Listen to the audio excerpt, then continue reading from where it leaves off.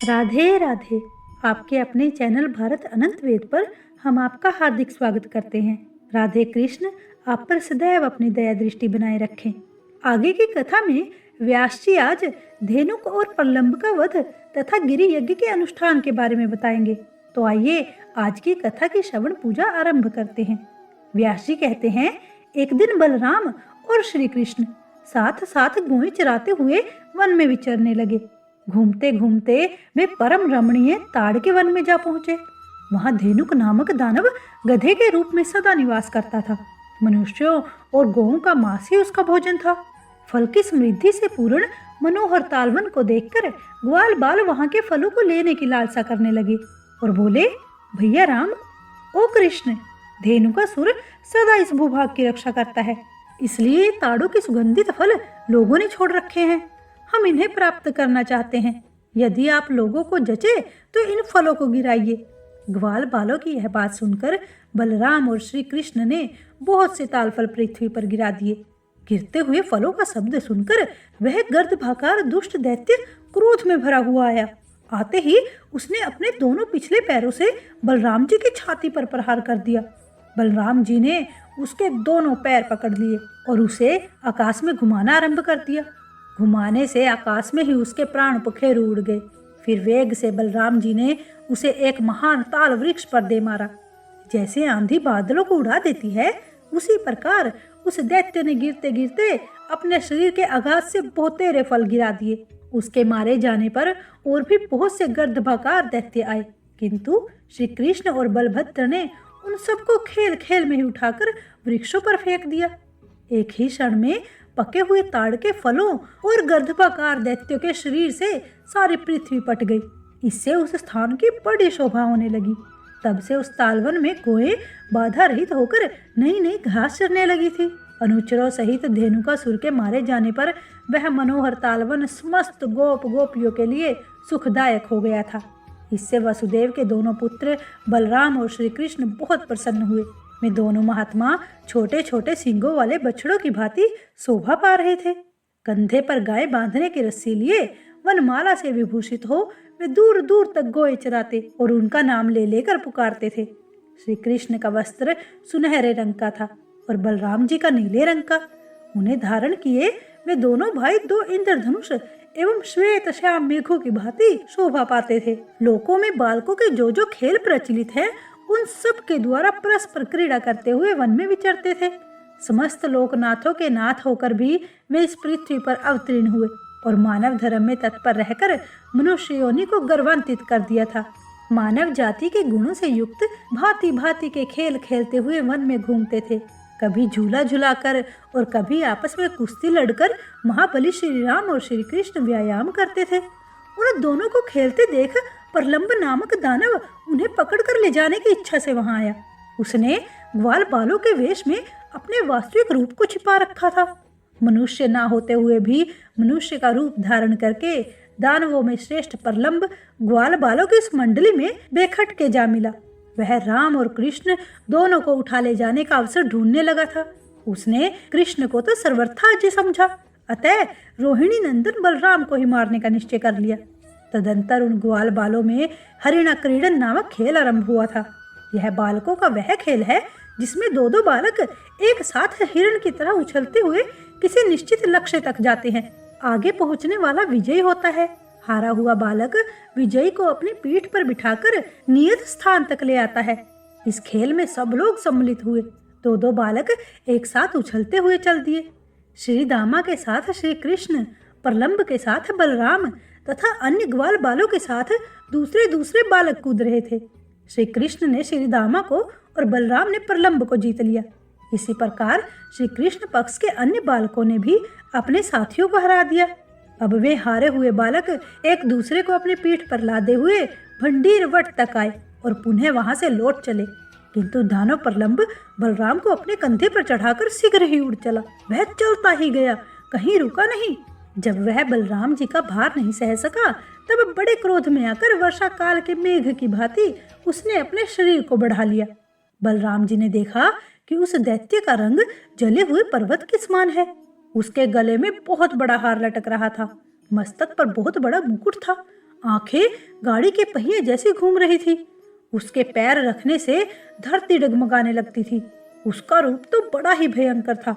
ऐसे राक्षस के द्वारा अपने को हरे जाते देख बलराम श्री कृष्ण से कहने लगे, कृष्ण कृष्ण, इधर तो देखो, ग्वाल बालों के वेश में छिपा हुआ कोई दैत्य मुझे हर कर लिए जाता है। इसकी विकराल मूर्ति पर्वत के समान दिखाई देती है। मधुसूदन, बताओ इस समय मुझे क्या करना चाहिए? यह दुरात्मा बड़ी उतावली के साथ भागा जाता है। यह सुनकर भगवान श्री कृष्ण के ओठ मंद मंद मुस्कुराने लगे।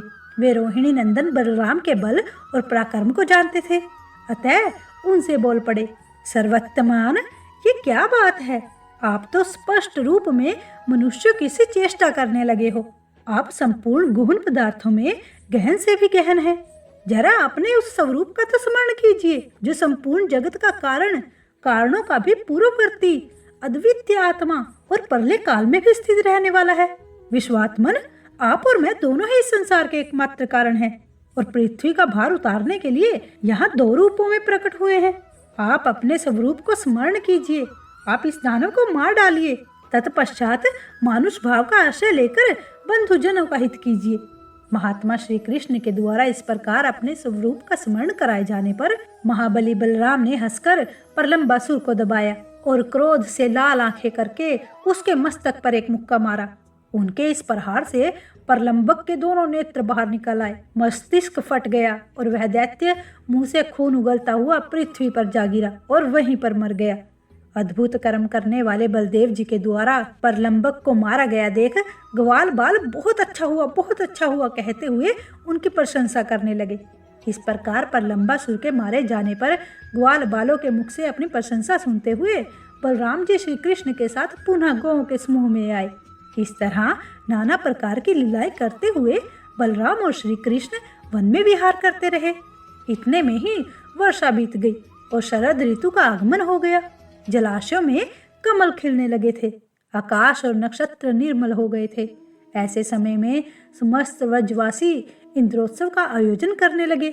उन्हें उत्सव के लिए अत्यंत उत्सुक देखकर परम बुद्धिमान श्री कृष्ण ने बड़े बूढ़े गोपों से कौतूहलवश पूछ लिया, यह इंद्रोत्सव क्या वस्तु है जिससे आप लोगों का इतना हर्ष हुआ है?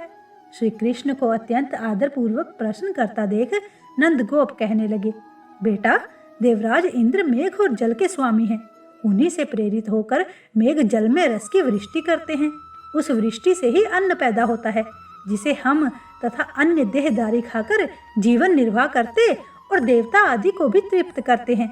ये दूध और बछड़ों वाली गौएं इंद्र के बढ़ाए हुए अन्न से ही संतुष्ट होकर हिष्ट पुष्ट होती हैं। जहाँ वर्षा करने वाले मेघ होते हैं वहाँ बिना खेती की भूमि नहीं दिखाई देती, कोई ऋणग्रस्त नहीं रहता और वहाँ एक भी भूख से पीड़ित मनुष्य नहीं दृष्टिगोचर होता। मेघ सूर्य की किरणों द्वारा इस पृथ्वी का जल ग्रहण करते और फिर संपूर्ण लोगों की भलाई के लिए उसे बरसा देते हैं। अतः वर्षा काल में सब राजा लोग, हम तथा अन्य देहधारी भी बड़ी प्रसन्नता के साथ उत्सव मनाते और देवराज इंद्र की पूजा करते हैं। इंद्र पूजा के विषय में नंदगोप का ऐसा कथन सुनकर भगवान दामोदर ने इंद्र को कुपित करने के उद्देश्य से कहा, पिताजी, हम लोग ना तो खेती करते हैं और ना व्यापार से ही जीविका चलाते हैं। हमारे देवता तो ये गोएं ही हैं, क्योंकि हम सब लोग वनवासी हैं। आन्वीक्षिकी, त्रयी, वार्ता और दंड नीति, ये 4 प्रकार की विद्याएं हैं। इनमें से वार्ता का संबंध हम लोगों से है, अतः उसका वर्णन सुनिए। कृषि, वाणिज्य और पशुपालन, इन 3 वृत्तियों पर वार्ता अवलंबित रहती है। कृषि किसानों की वृत्ति है और वाणिज्य क्रय विक्रय करने वाले वैश्यों की। हम लोगों की सबसे प्रधान वृत्ति है गोपालन। इस प्रकार ये वार्ता के 3 भेद हैं।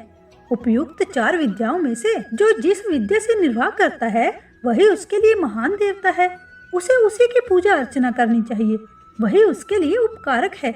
जो मनुष्य एक का दिया हुआ फल भोगता और किसी दूसरे की पूजा करता है, वह इस लोक या परलोक में कहीं भी कल्याण का भागी नहीं होता। हमारे इस वृज की जो प्रख्यात सीमाएं हैं, उनका पूजन होना चाहिए। सीमा के भीतर वन है और वन के भीतर संपूर्ण पर्वत है, जो हमारे लिए परम आश्रय है। अतः हमें गिरि यज्ञ और गो यज्ञ आरंभ करना चाहिए। इंद्र से हमारा क्या लाभ होता है? हमारे लिए तो गोएं और गिरिराज ही हमारे देवता हैं। ब्राह्मण मंत्र युक्त यज्ञ को प्रधानता देते हैं। किसानों के यहाँ सिर यज्ञ यानी हल पूजन होता है और हम जैसे वन एवं पर्वतों में रहने वाले लोग गिरि यज्ञ या गो यज्ञ का अनुष्ठान करें तो ही उत्तम रहेगा।